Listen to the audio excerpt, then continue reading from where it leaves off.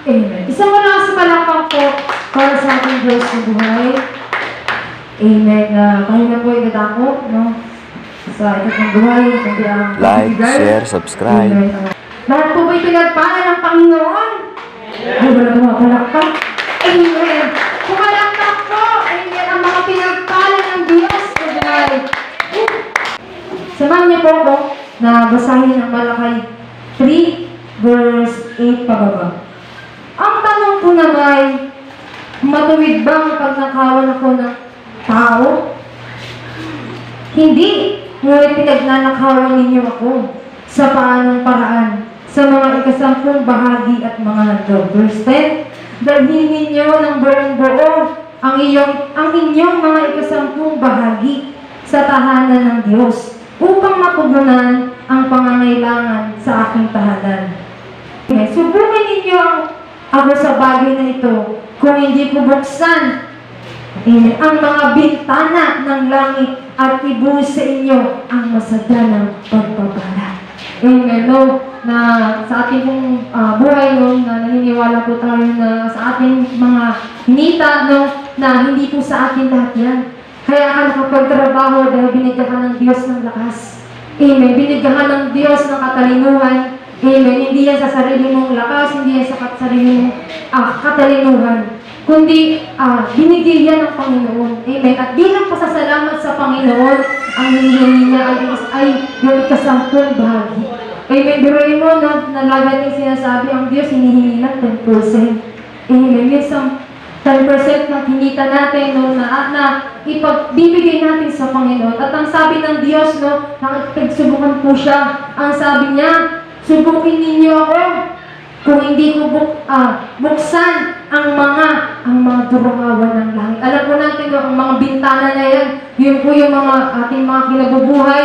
Amen. Yun po yung mga pagpapala na pinapadali po sa atin ng Panginoon. No? At we believe, church, no, na ating laging sinasabi na anuman ang binuksan ng Diyos, ay walang makakapagsara.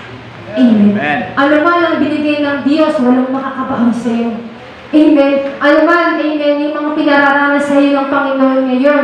Amen. Anuman yung mga bagay na nararanasan mo ngayon, mga mabubuting bagay na nararanasan mo ngayon, ay dahil yun sa Panginoon. At dahil yun, nagtatapat ka sa Panginoon. Amen. Amen.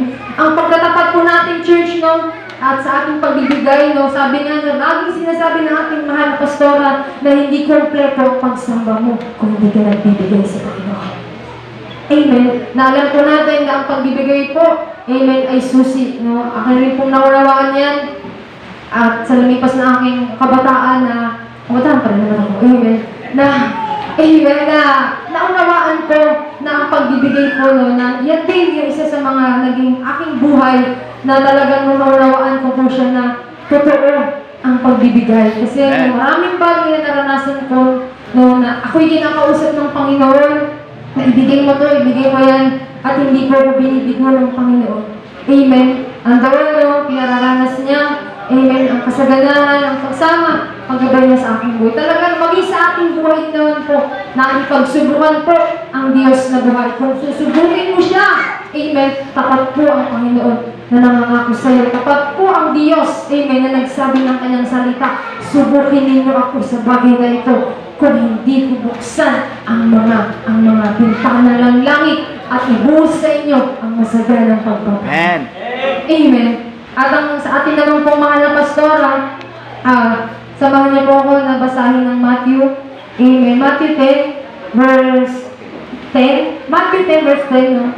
Sa inyong paglalakbay, huwag din kayong magbawa ng pagkain bisan pangpala na sandalyas o tungkol. Sapagkat ang manggagawa ay karapat dapat na tumanggap ng mga bagay na kanyang ikabubuhay. Amen. Amen. No, alam naman po natin ang ating mahal na pastora ay nabubuhay lamang po sa pananampalataya. Amen. At wala rin siyang ninais na kundi humayo, ipanalangin tayo, ilorog tayo sa Panginoon. Amen. At sa ating buhay naman din po, no, ang sabi ng Galatians 6 verse 6 na ang mga tinuturuan ng salita ng Diyos, amen, ay dapat magbahagi ng mga magagandang bagay sa mga nagtuturo. Amen. Sa ating mahal na pastora, no, ating siyang bahaginan na maluwag, amen, na galing sa ating mga puso. Amen, na kung tayo po, amen, kung tayo ating siyang, amen, na bibigyan, amen, nandoon ang sabi ng Panginoon, no, na pagpapalain tayo ng Panginoon. Andun po, no, talaga. At yun po, no, sa maikling minuto, no, tayo po, inalayahan ko po, no, na magbigay ng bawat. Amen.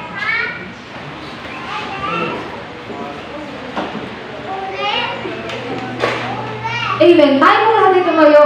Amen. At magbigay po tayo sa Panginoon. Amen. At ibabalik po yan ng Diyos. Siksik, liglig at mahaba, walang sukat at kalagyan.